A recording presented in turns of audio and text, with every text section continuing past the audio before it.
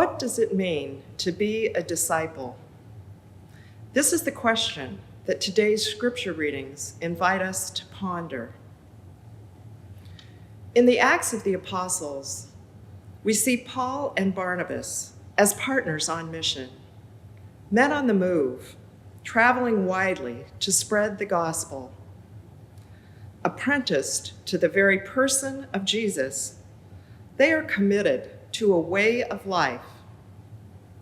From this narrative, we learn that being a disciple means telling the sacred story, encouraging each other, appointing leaders, and gathering as a community for prayer and fasting.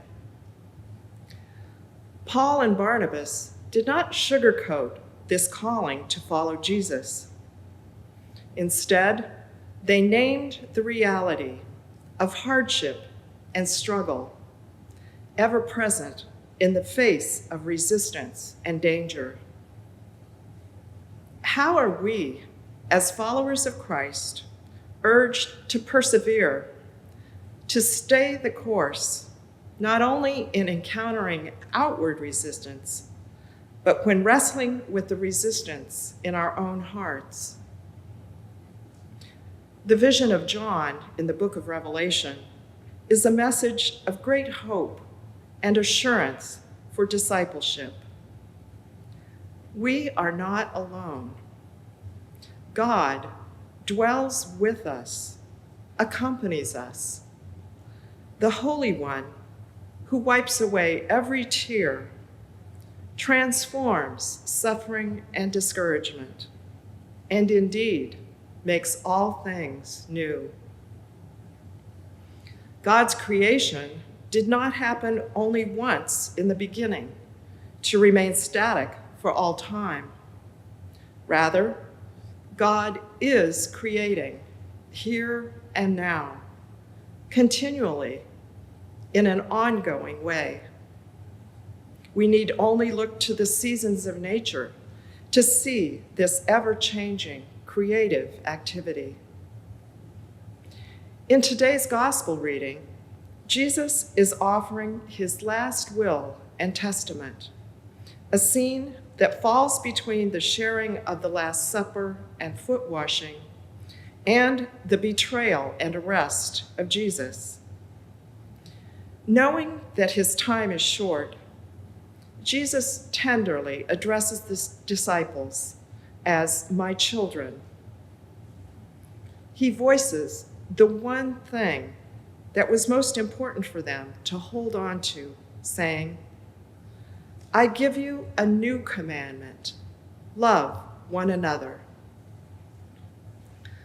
Loving one's neighbor was not new to these faithful Jews.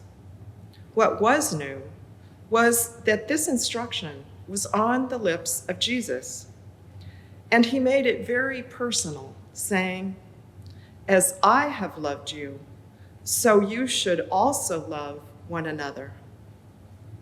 This is how all will know that you are my disciples, if you have love for one another. He was lifting up his own time on earth as their model for discipleship. How had he loved them? This carpenter from Nazareth healed the sick, the blind, and the lame. He shared table fellowship with the hated tax collectors, and he forgave sinners. He fed the multitude, grieved with mourners, and raised the dead. He reached out to the least and the lost, and welcomed all with open arms.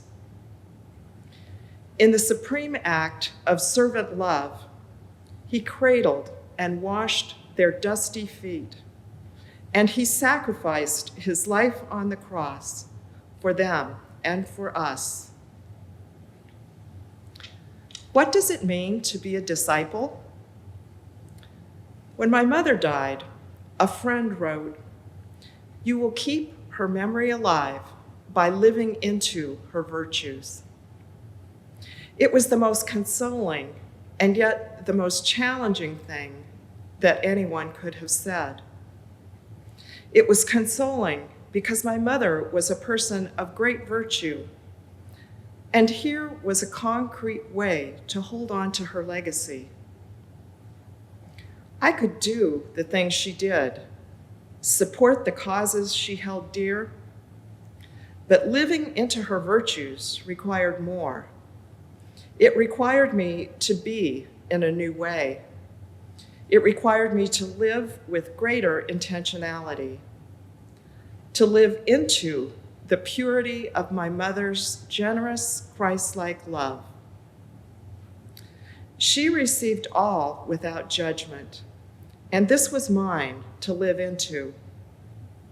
Mom was the one who could forgive anything and ask for forgiveness. She was the one who reached out to those who were sidelined on the margins, and the one who lived social and religious tolerance from the core of her being.